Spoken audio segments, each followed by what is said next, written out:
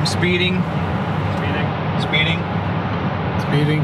5, 4, 3, 2, 1. The world is changing faster than ever. What used to take decades is now taking years or even months. What you see right now is the illusion that people have had for many decades about the workplace being this secure place to work the rest of your life. For the first time in the history of our nation, our children will not do as well as us. We've seen our friends get laid off. We've been laid off. We've had our pay cut. People are overworked and underpaid. They seem to have less time and less freedom. They live under constant pressure. This is going to be forced. And so even if your employer loves you, they may have to cut you. There's something wrong that on Monday morning, the heart attack rate increases by 35%. Technology is accelerating, job security is declining. It just doesn't seem like the old models of making a living are as reliable as they used to be. Every aspect of our lives, there's a better way out there, but we're still doing it the old way. We live in the greatest country on the planet, and there are a lot of people sitting around complaining and being cynical. Like everyone's whining about this old model, and I'm like, why don't you leave it? Look at all this over here. Look at all this opportunity. Since so much of our lives revolve around our work and the way we make our living, many people are thinking there just has to be a better way. The biggest challenge facing our world today is not making money, is what are we going to do with all the displaced, unemployed people? People are afraid that they're going to make the wrong decision. People are afraid of the unknown. People are afraid that maybe I don't have the skills. Hey, sports fans, industrial age is over. It's dead. It's dying. That's why going to school to get a job is an obsolete idea. A steady paycheck is an industrial age idea.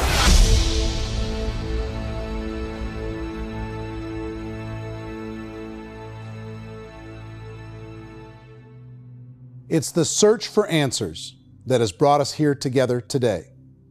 My name is Eric Worre, and for almost 30 years I've been an entrepreneur, struggling at times, but ultimately succeeding. As a best-selling author, speaker, and business owner, I've spent my entire career helping millions of people around the world to become entrepreneurs. And I believe strongly that there is, in fact, a better way when it comes to how we make a living. The career landscape has changed dramatically, and many are still working in a model that is completely out of date. What worked for previous generations isn't working as well for people today. In this film, we're going to explore 3 important questions. First, what's really going on in our working world today? Second, in this new economy, is it better to become an entrepreneur, or is it safer to work for someone else?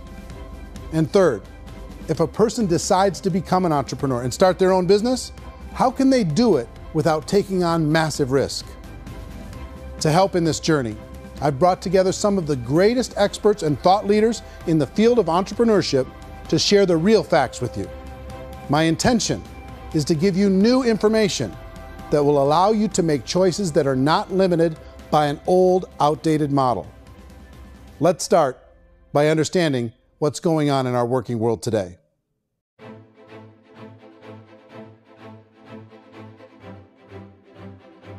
Let's look at unemployment. 30–40% of the people are honestly not working, but would be working. What our government does is if you haven't found a job in 6 months, we don't call you unemployed. We pretend you dropped out of the labor force. I've often said that unemployment, particularly structural unemployment, that's unemployment due to technological changes, is the first sign of economic growth. Think of it, 10 people live on an island. They go out every day and fish. One day, new technology shows up. A missionary brings them a net.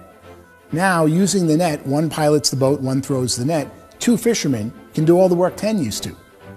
That's a 500% increase in productivity, 2 doing the work of 10, in one day. You don't have to learn a lot to learn how to throw a net instead of throw a fishing line. The island's got a big problem, 80% unemployment. But the island still has all the wealth of the fish because the 2 people produce as much fish as 10 did. Now, of course, looking back in history, these changes used to take thousands of years. And during that time, we went into farming and transportation. Some of us became doctors and some teachers and lawyers, and we developed all these new professions and new manufacturing jobs. Today, these changes are occurring literally in one day when a new technological advance occurs, and we don't have the social structures to deal with it or to retrain the unemployed people. So one of the things that I think is interesting as I travel across the country and really travel around the world is the way that we work and the way we get paid for work is changing pretty dramatically. On a global basis, everything is being turned upside down because of the rapidly advancing technologies.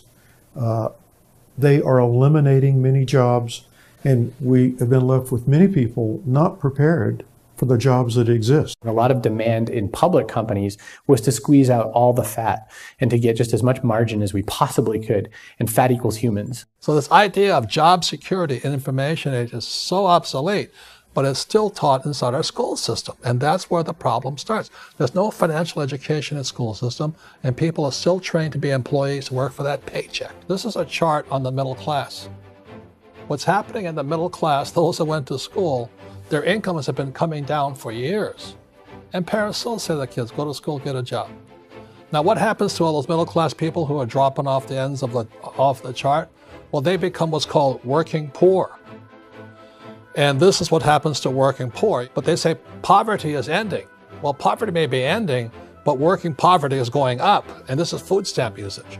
So food stamp usage in America is going through the roof right now, because people cannot earn what they call a living wage. Most people have experienced financial pressures that I think are probably greater than they have been in the past. If you're not working for yourself, then it's going to be a pretty hard road for a lot of people. Today, if you're going to control your future, the 40-40 plan is gone, where you can graduate from college and get a job and work for 40 hours a week for 40 years.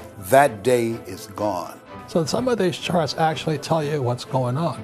And this is a really interesting one, you know. People are going back to school because if I go back to school, I'll get a nice job. But this is what's happening to, it's called Sallie Mae, which is the student loan guys. Student loan is going through the roof. It's now over $1 trillion, and student loan debt is worse than credit card debt. So when people stopped using credit card, the government got people into student loan debt. And the problem with student loan debt is you can never be forgiven. See, with credit card debt, you can declare bankruptcy and all's forgiven. But student loan debt, you can declare bankruptcy, you still owe it. It's the worst of all debt. But this is the next picture. Look at this chart here. This is what's happening to wages of college graduates.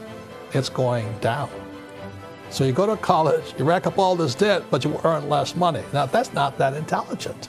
Average person who's been working a lifetime in America today is ending their lifetime at 65 with about $41,000 in assets. They earned just enough to survive.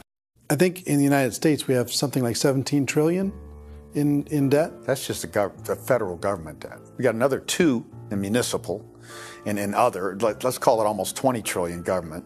We've got 40 trillion in private debt. That comes up to close to 60 trillion.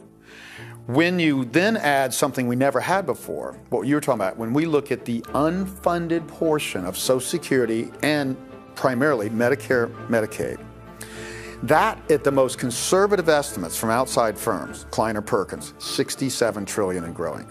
That's more than all our other debt. There's less conservative estimates that say it's 84 trillion or higher. I added up conservatively $127 trillion in total debt. Debt is a financial drug.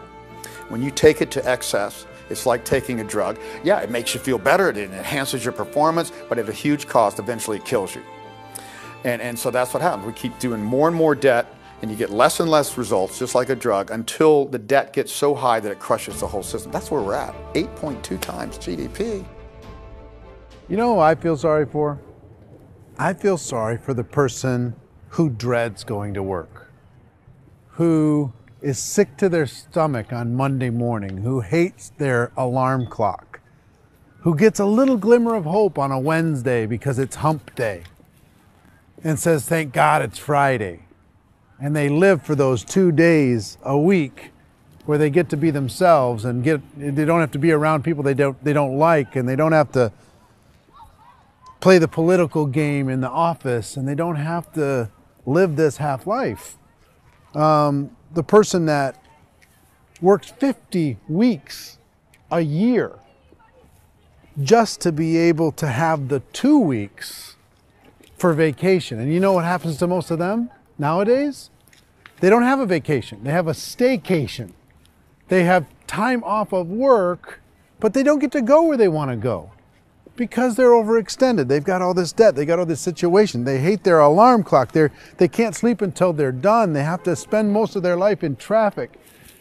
I feel sorry for that group of people because there's a better way. They just don't know it. I see this really interesting attempt at rugged individuality in a 6x8 rectangle.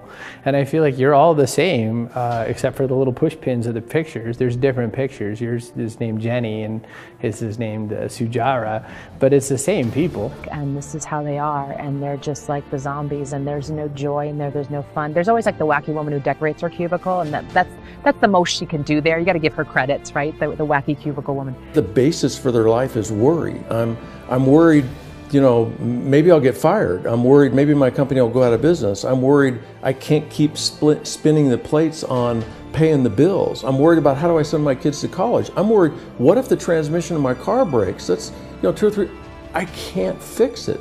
People live in a sea of worry, and it eats at them. Those signs that people held up during the Depression didn't say looking for gainful employment in a cubicle. It said looking for work. Work is what we're looking for. Job is just a unit of measurement. Work is what we're going after. It's time to look in the mirror and say, it's not the economy, it's my economy. It's my little world of where I am. I need to improve. I'm not going to wait for the economy to come back because, frankly, the economy is doing great in this country. So I'm here on Wall Street, the financial center of the universe, the financial capital of the world. This is where most people's money goes to at least be held for a time, right? With interest rates in banks being effectively zero, and many experts are predicting it's going to stay at zero for the next 10, 20, even 30 years, people feel like they don't have any choice but to put their future into equities, to put their future into the hands of other people on this stock market, and hope that the stock market goes up, hope that the stocks that their advisors pick or that they pick goes up. That's one way to go, I guess. It's my personal belief that if you put your future into the hands of yourself, in other words, you have earning power by yourself, I think you're a better investment than these guys. I think you controlling your future is a better option than handing over your retirement to these guys. The average household income in the United States is approximately $50,000 a year, what they call the middle class. To reach the top 25% of income earners, you'd need to earn at least $90,000 a year. To reach the top 10% would be a household income of $140,000, the top 5%, $190,000, and to be in the top 1%, you'd need a combined household income of at least $380,000 a year. So here's the question. What do you think would give you the best chance to move up and get to the top 10%, the top 5%, the top 1% or beyond? In my opinion, and in the opinion of many, many experts, the answer is to become an entrepreneur, to become your own boss. I think you have to be a business owner. I can't, the only time I ever say to someone it'd be great to be an employee is when they've already told me they've surrendered. I only tell people who are wounded spiritually that they should be an employee. And it's that feeling that you get when you pick up the backpack off the little Cub Scout and say, "Don't worry, little guy, we'll get you back to the camp." You know, it is in no way a kindness when I tell someone they'd be a great employee. The other status symbol really increasingly is lifestyle. And people can own their own business, maybe even work out of their house. That, I tell you, people admire that. Like, gosh, I wish I could do that. The spirit of the entrepreneur is to be a risk taker and to be resourceful and unstoppable and to have a vision of yourself beyond where you are and not willing to settle for life as it is. Think about the great entrepreneurs. They're visionary. They have heart. They're willing to do today what others won't so they can do tomorrow what others can't. Personally, I don't think of the new economy, the old economy. I create my own economy. The entrepreneur's in control. I decide what the economy is going to be like. In the world of entrepreneurship, there are no limits. you can make as much as you want, depending on how much you want to work and how smart you are and how great a team you put together. There's no more lifetime rewarding business than being an entrepreneur. Why in America, where anyone could be anything, would people want to give up their freedom and become effectively a modern-day slave, told shut up and be here every morning at 7:30, leave at 5:30, and do what I tell you? If people decide to become an entrepreneur and work for themselves, they have some traditional options, but they're riskier than you might think. Any kind of a retail business, retail build-outs, is extremely expensive. Even just these small little yogurt stores where they're putting little yogurt machines and you get all the different flavors, you're spending $200,000, $300,000, $400,000 to open a yogurt shop. I would love to buy a Dunkin' Donuts, but it's $500,000 or so to start. I don't quite have that just in case money. Risk you can lose it all, and most guys do 2 or 3 times, and even big guys like Branson, because I'm such a fan of his, half his companies don't work. If you make $1 million, your problems are going to go. If you make $1 billion, your problems are really going to go. Just the opposite. You and I know when you're making $1 million, you get $1 million responsibilities. You make $1 billion, you got 1,000 times $1 million responsibilities. And most people say, I'd love to be my own boss. 70% of Americans would love to be their own boss, according to recent polls. But they don't know how to get there. Because what are you going to do? One, you could buy an existing business. If somebody's selling an existing business, you have to ask why. Usually because it's probably hard. It's probably not making as much money as they hope. 2, they could buy a franchise. A little less risk, proven system, but it's expensive to be able to do that. 3, they could start something from scratch. And that's where a lot of people feel like, I don't have the chops to do it. I don't have the money. I don't have the product idea. I don't have the expertise. I don't have whatever it's going to take to be able to get there, and I can't risk my family to do it. So, 4th, they could become an investor. A lot of people in this town invest to try and figure out a way, but you got to be pretty smart with that game too, right? Venture capitalists, who are the very best and most sophisticated in investing in new breakthrough businesses, make it on 1 out of 11. That means 10 out of 11 are mediocre or fail. Most of them fail. That's the risk there. An angel investor is lucky to get 1 out of 15 or 20. A business is a team sport. Like, I have to have accountants, I have to have engineers, I have to have system designers, I have to have sales, marketing, I have to have accounting, I have to have mission statements, I have to have legal and all that. The average Joe Schmo, even me, I go out there, I don't have the skills to put a business together. I think the bottom line for the 4 traditional options is they take money, sometimes a lot of it. They take expertise, and they take time.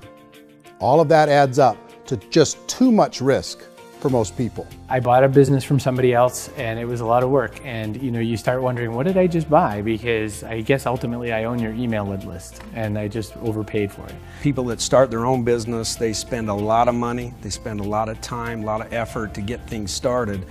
And the more you invest on the upfront, the harder you typically work at it. I can tell you what the success rate is of a restaurant. What is it? They're crazy enough. About 90% of them fail. About 90%, in how quickly? Year less. Wow. And if we're talking non-franchise, we're talking franchise, Sure. That's totally different. Yeah. But our students aren't getting franchise restaurants. You got to invest big money. Exactly. And with someone like McDonald's, you've had to work with the company for a long period of time, really know the Even have a chance at investing $1 million. have a chance, and it's a slim chance. What if there was a way that you had all the proven aspects, the comfort aspects, and you could still control your own life? What if there was both? In other words, you didn't have to create everything from scratch. You didn't have to be a super leader. All you had to do, what if there was a proven product already? You didn't have to create the product. And there's a proven system already, proven training already. Everything except an employer. That was the only thing that you didn't have. Do you think more people would be open to working for themselves in that environment?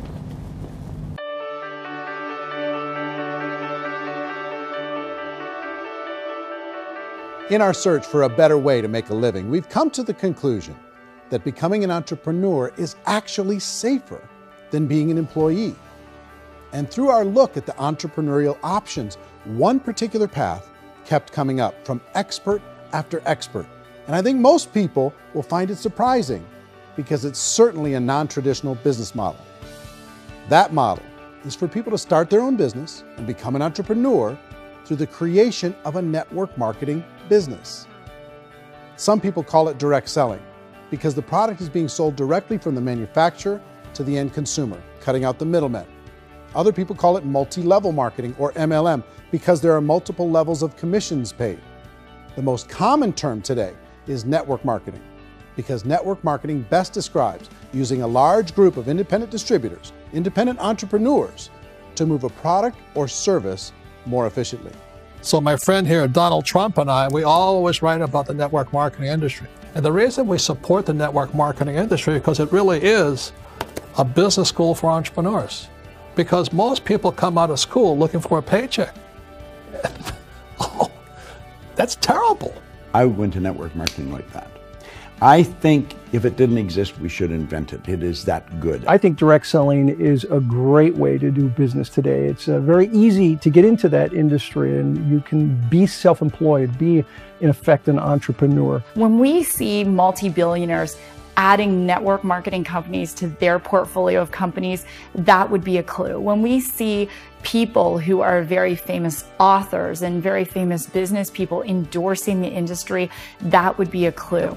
These network marketing companies aren't $50 million companies. They're billions and billions of dollars. They lead the stock market. They're major companies. When we're going to get it? You know, and you're going to school to work for a paycheck. But if you want to be rich, be an entrepreneur. And network marketing gives you the spirit to be an entrepreneur. A traditional company will spend up to 50% of their total revenue on marketing. Network marketing companies use a different approach. Instead of having all that extensive marketing expense, they utilize a network of independent distributors to do the marketing for them. Now, why do they do this? First, because word-of-mouth advertising is so much more effective today than traditional media advertising. Second, some products need to be explained or demonstrated, and an independent salesperson can do that more effectively than an ad campaign. Third, it's completely efficient. The company only pays for the marketing of their product if a sale happens and not before. Imagine if Amazon allowed you to become an independent distributor and paid out 40% of its revenue to that distributor group. All you had to do as a distributor was recommend a product, and if a person bought it on Amazon, Amazon would take care of all the logistics, and you'd get paid for bringing the customer. Now imagine you got paid for every purchase that customer made for the rest of their lives. Well, Amazon doesn't offer this option, but network marketing companies do. 85% of all buying decisions in our society are made as a result of word of mouth or reputation. We're recommending things to each other all the time. You know, who's your dentist? Who's your doctor? Who's your lawyer? What detergent, are you using? What legal system are you using? What product are you using? We're talking to each other about the things that we love anyway. When you go into a big box retailer, you're lucky if the clerk looks you in the eye, much less gives you any detailed or accurate information about what you're purchasing. So of course, this personal information, this education coming from a friend, a neighbor, a relative, or even a stranger, but one who has experience with the product is extraordinarily valuable. As a matter of fact, network marketing can educate consumers probably better than any other form of marketing. It certainly can do better than advertising, because advertising usually has a certain hype to it, and you can only get limited information. So, network marketing trumps advertising. If you were a typical sales company and you wanted to sell $1 million a month worth of product, you might go find 100 superstar salespeople. The quota would be $10,000 a month. So network marketing as a distribution system just flips the numbers. So we use 10,000 happy, raving fans of a particular product, and we don't concern ourselves so much with how much product each one of them individually sells. If they sell just $100 or $200 a month, and there's 10,000 of them, you're selling $1 million to $2 million a month worth of product. And that's the best way I can explain how network marketing works. This is the marketing arm of the company. There's not money being wasted on bricks and mortar. There's not money being wasted on inventory that's sitting stagnant somewhere. There's not of employees standing around that don't have customers. These are people that are going to connect with customers. These companies allow people to become independent distributors for extremely low cost and with no minimum time or sales quota. Essentially, they own their own business and can provide as much or as little sales as they choose. In other words, the distributor gets all the benefits of traditional business ownership without the risk. The advantage of network marketing is the ease of entry, the low risk, and the low startup cost, because almost everything else has very high risk. You can get in for a minimal investment. You're buying into a system that's already been proven, products or services that have been proven to work. The keys to network marketing is providing an opportunity for the masses to get involved, providing an opportunity for the average person who doesn't have the resources to start their own business. All of this so far is fairly straightforward, but network marketing offers another benefit. And it's this benefit that makes it so interesting for entrepreneurs. Network marketing allows a distributor to build their own network of other distributors and then compensates them on the sales created by that entire group. Direct selling is, at its base, very simple. It's the sale of a product or service to an individual on a face-to-face, one-on-one basis, just the way we're talking right now. But there's an important element as well, and that's the offering in conjunction with that sale of product, the offering of an opportunity for someone to make something of themselves. No matter what your social status is, no matter what language that you speak, I mean, look how many unbelievable people are becoming successful to speak every kind of language out there. What an awesome gift to give the world. Instead of having to work your way up in a system and prove that you could be a sales manager, they just decided everybody can be a sales manager. Everybody gets to build a sales team from day one. And so what that brought into the system of growth as a direct selling company is the concept of compounding or geometric progression. Because now you can actually grow a sales force very quickly because everybody is enrolling people in their own sales force. People who are like, oh, this is weird, I'm building a sales team, or what do you think you do at a regular company? How do you think a regular company works? Network marketing is the only industry that doesn't say your past determines your future. It looks at your past and says, okay, now what can we train you to do so you can have a great future? Every other employer out there wants to exploit you for what you already know, not teach you something new. Network marketing has a potential to save the United States and the world, because it's going to teach people not to be employees, but to be entrepreneurs.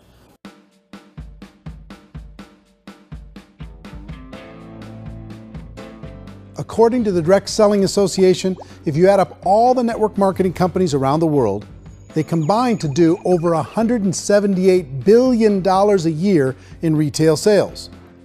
To give you an idea of how big that really is, the NFL, the National Football League, does approximately $9 billion a year. The music industry does a little more than $16 billion a year, and the movie industry does about $80 billion a year. Using a conservative average, network marketing companies pay their distributors about 40% of that $178 billion in the form of commissions, which adds up to more than $71 billion a year. That's almost $6 billion a month. It's almost $200 million in commissions every single day. So it's certainly working, and people are making serious money in network marketing. With the growth of the direct selling industry over the last 10, 15, 20 years, we've seen a broader understanding of the channel. We have seen more and more people getting involved in the business, so our penetration in the marketplace has increased, and thus the understanding in the marketplace of who we are has increased. And we've seen non-direct selling companies look at the direct selling model and say, something's going on there. People are making money. Companies are being profitable, individuals are being motivated, product is being delivered to market. Maybe we should explore this. Some people think only the people at the top make money. Well, let's take a look at that as well. In the network marketing profession, there are roughly 500 people in the world who earn over $1 million a year. If you round that number up to $2 million a year, that adds up to about $1 billion a year. That takes the $71 billion paid out each year down to $70 billion. So where does the rest of the money go? The vast majority goes to part-time people making anywhere from a few $100s a month to many thousands of dollars a month. It goes to people who choose to make it a full-time career move and earning even more than that. Every day, people are using the money they earn through network marketing to pay off debt, have more fun, and improve the quality of their lives. Everyone I know in network marketing has been doing that since the 50s. They go to work when they want to go to work. They stop working when they want to take time with their children to have a leisurely breakfast and discuss issues and driving to school. They go back to work when they get home, wherever they're working out of. The biggest thing that I've seen is people that have become much happier in their life. MLM has probably made more millionaires of more people in more countries, and I've spoken to them in 67 countries than any other single form of business, starting from nothing. If they have a choice between working a job for the next 10 years or working a network marketing business for the next 10 years, the result of working the network marketing business will be better. A lot of people within the industry go on and make this a career and do extremely well at it. Network marketing has been nothing but good for everyone I know that's been involved with it because they did it seriously and they played full out and they've been very successful. It's been a constant barrage of success stories and people showing off stuff that they got as a result of it. How many people are involved? Approximately 16 million Americans and 96 million people around the world are currently participating in network marketing. And in a recent poll, 82% of those people report a good, very good, or excellent experience with network marketing. So people are happy.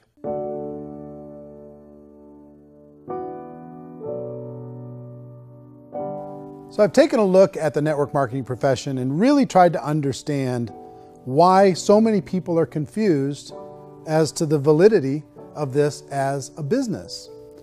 One is this pyramid shape. People get really messed up with this pyramid. Oh, it's one of those pyramid things. So I just think there are a lot of haters out there who really don't understand the industry and say, oh, it's a get-rich-quick scheme. It's a pyramid. Well, corporate America is a pyramid scheme. You know what I mean? It goes like this. You have thousands of MBAs, let's say working for Ford or General Motors or Coca-Cola.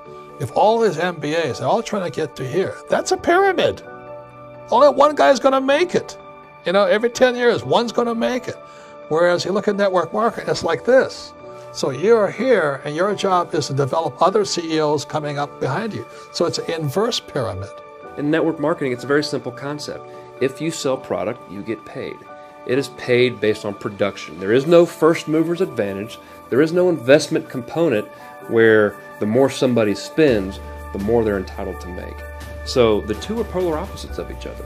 It doesn't matter what shape the company is or the compensation plan is shaped, whether it's a circle or a pyramid or a triangle or a trapezoid, it doesn't matter.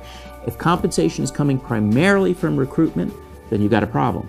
On the other hand, if an operation is basing their compensation to participants on the basis of sales, even when those sales are generated by people you've recruited, well, then you're a perfectly legitimate enterprise. That's the legal test, it's the practical test. Another issue that's been true in the past that is no longer true now is people used to be in network marketing loaded up with products that they couldn't sell and they ended up a loser. They ended up with a bunch of product in their garage, they ended up with a bunch of products sitting in their kitchen shelves or whatever, and they thought they could sell it and then they weren't willing to or able to sell it and they ended up with a bunch of stuff and they were bitter about it. There was this thing called front loading where you had to buy if you bought $25,000 worth of product, you got better commissions and all this. Today, it's almost all done by computer. It's direct mail comes from a warehouse somewhere else. You don't have to have all this inventory. You don't have to stock up. It's a paperless world now. Most of it's done online. You have a back office. It really works. And I mean, the technology has changed everything. Third issue is people start talking about 99% of people in network marketing don't make any money. Well, we've talked about that over the course of this journey together. Almost $200 million a day is being paid out to network marketing distributors around the world. The naysayers, the people who say that it doesn't work, are usually the ones who just don't know how to make it work for themselves. And so they're giving you an opinion, and I tell people, don't confuse people's opinions with expertise, because opinions are free. And don't confuse sincerity with the truth, because people could be sincerely wrong. But here's the reality inside of network marketing.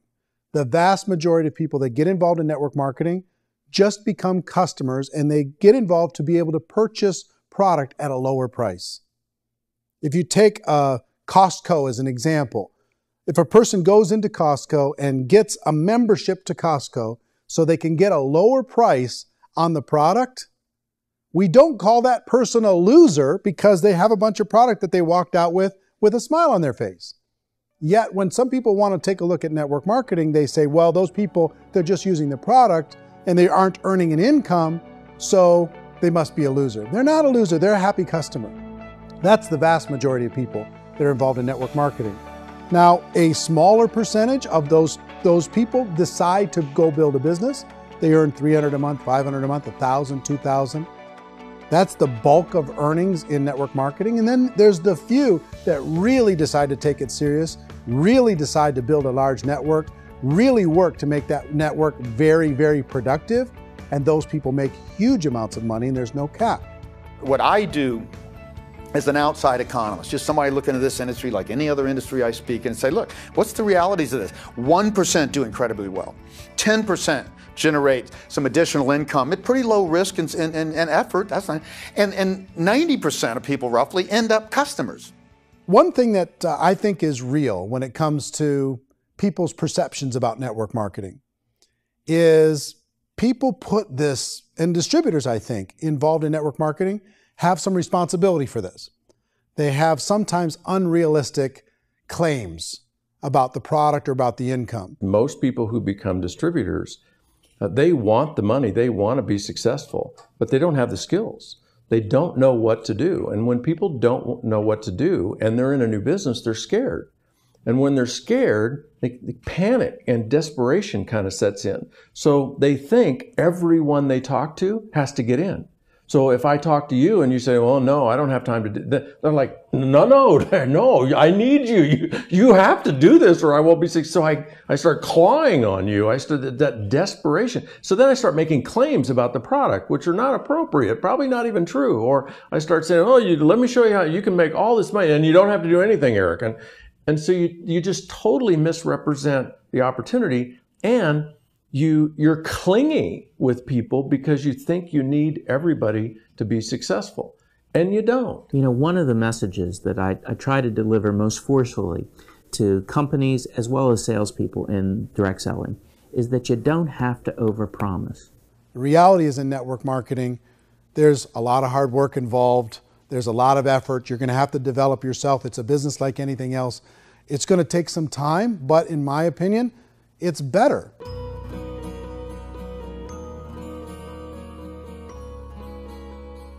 It's light years better for people starting today than it was even 5 years ago. I think it's more widely accepted now, and people understand it is a business. It is being an entrepreneur. It is being a business owner. Our belief system is based upon our evaluation of something. And frequently, if we reevaluate a situation, our belief about that situation will change. The industry has changed and it's grown up. It's totally transformed. You've got young people today that have grown up with social media, and they understand networks. They understand how people are connected through technology, and they understand how money flows through those networks. So when they see network marketing, they don't see it the way their parents saw it. And we've all learned, the larger industry that you represent, has all learned from those mistakes and flaws and errors that have happened early on. Early algorithms didn't work the right way. That's all fixed. It's like when they design a computer program, they design the program, then they run it, and then they go back through and they debug it. The MLM industry has been debugged. This is the day of being virtual, being able to run a business from your mobile phone. I mean, it's incredible. Companies are getting smarter. They're implementing more consumer protections. They're implementing more compliance training. They're doing more with respect to product research. If you do get involved and you make purchases of inventory, even on a voluntary basis, if you decide that this business is not for you, you can leave and have that inventory repurchased by the company.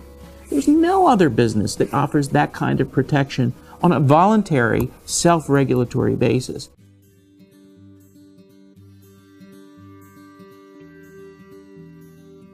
If you decide to look further into a network marketing business in order to generate more cash flow for your family, I would recommend reviewing the following 4 elements. First is the product or service. And on the product or service, I would ask 5 important questions. 1, do you like it? Is it something you would feel comfortable sharing with others? 2, is there a recognized need in the marketplace? It's hard to create a need if one isn't naturally there. 3rd, does the product meet that need? Does it solve a legitimate problem for consumers? And 4th, Is it priced to sell? Can it compete in the marketplace? And fifth, is it priced for profit? Is there enough margin for the company and the distributor to be able to generate income for the long term? If you can answer the questions on the product to your satisfaction, the next element to consider is the company itself. Is it well run? Do you believe in the founders or the management team? Do you feel they have what it takes to go all the way? See, it doesn't matter how good the product is if the management can't take care of the company. Good management can change with the times. They can handle adversity. They can make good decisions. Make sure you choose a company that can serve you for a long time. The third element to consider is the compensation plan. And with that, there are 3 important things to look at. First, a brand new person needs to be able to generate some money fairly quickly. It may be an obvious reason, but you can probably imagine the ripple effect of a distributor getting involved and having even a small victory fast. That can only help with the overall success of the organization. Second, a person should be able to develop a moderate part-time income in a reasonable period of time. As they develop their network and as their sales grow, they should be able to enjoy more benefits. And third, for the people who are really serious, for those who decide to really go pro in the network marketing profession, there should be the possibility to make a serious full-time income if they work hard and are committed to developing their skills. If you're comfortable with the product, the company, and the compensation plan, the last thing you should look at is the support that will be made available to you. Does the company have a website? Does it have a solid online reporting tool? Do they have comprehensive training available? Do they host events to help you build your business? If you decide to do this, what kind of a support system can you plug into? Choosing a network marketing company is a personal decision. But evaluating the 4 elements of product, company, compensation plan, and support is a great place to start. Is the company promising that you're going to get rich quick or that you can make a lot of money without a lot of effort? That's a red flag. Is there a product that you really believe in that you think can be sold? Or are you being told by salespeople or the person who's trying to recruit you or by the company itself that don't worry about the product, all you have to do is recruit other people into the business? Red flag, warning sign. If you're hearing that, take a second or even a third look. Get to know the customers, the products, the business, have some success, and see where the opportunities might take you to move up in the organization. You want to find out how concerned are they about my education, my training, and my development? Is there a space for me to grow? Most important question. Learn everything that you can about the product. Make sure it's something that you believe in, and learn everything you can about the industry and work that system. You have to be very passionate about whatever that company is doing. I would get involved. You can always test drive anything, you know, the product, the service, the community, and then lean into it a bit. If it feels good, then lean into it a lot. Behind me is the Lincoln Memorial. And this is a place where Martin Luther King Jr. had his famous "I Have a Dream" speech. And at that speech, he talked about his dream for equality for everyone around the world, and that's a noble dream. But I think more people need to remember what it was like when they were kids and the dream was still alive in them, before it got beaten out of them by reality, by this paycheck, by these responsibilities, and by having to live for this job to pay the bills. I think people need to remember that, go back to that. Once they know that there's a better way, I think their future is going to be much brighter. They can live a better life.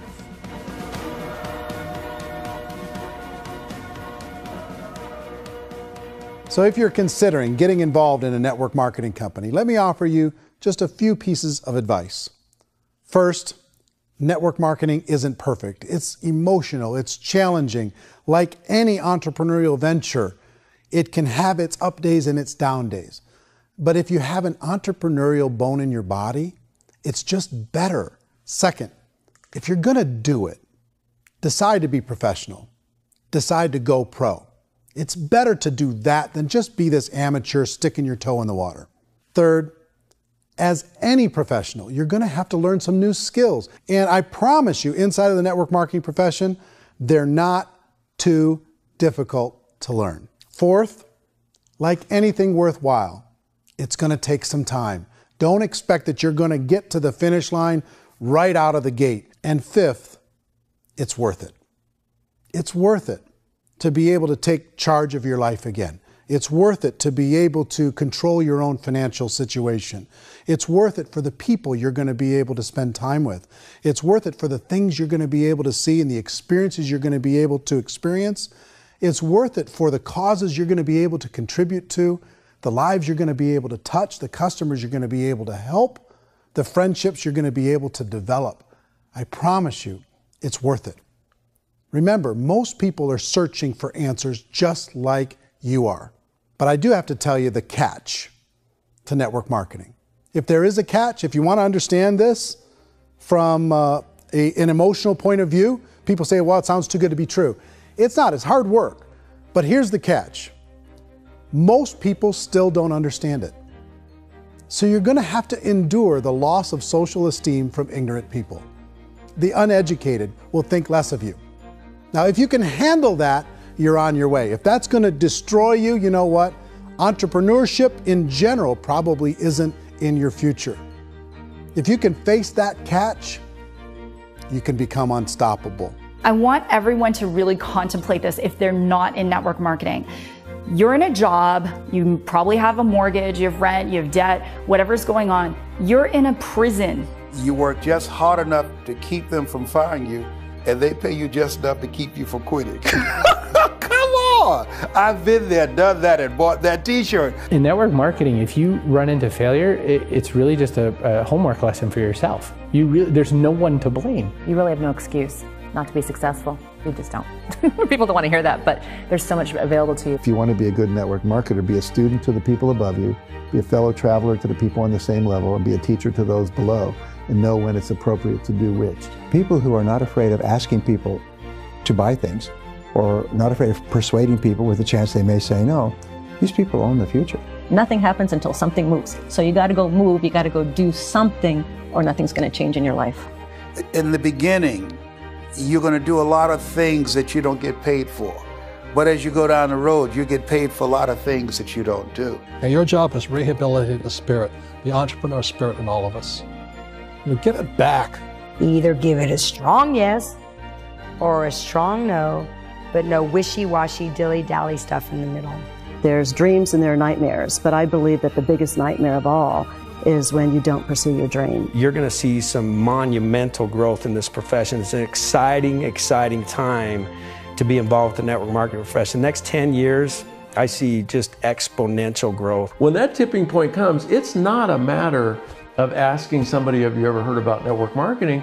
You're really asking them, which company are you building your wealth in? We are here to fix the world, to improve relationships with other people, to improve other lives.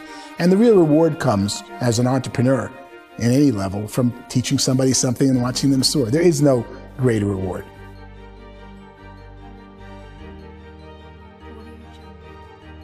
Life's too short to spend it living someone else's dream instead of your own. It's too short to spend it living at a fraction of your potential. Can being an entrepreneur be a challenge at times? Sure. But here's what you get in exchange. It can be yours. Something that you built, something that you created, something that you made happen. This balloon represents your dream. It represents entrepreneurship. My wish for all of you is that you would reach out and grab it. The choice is up to you.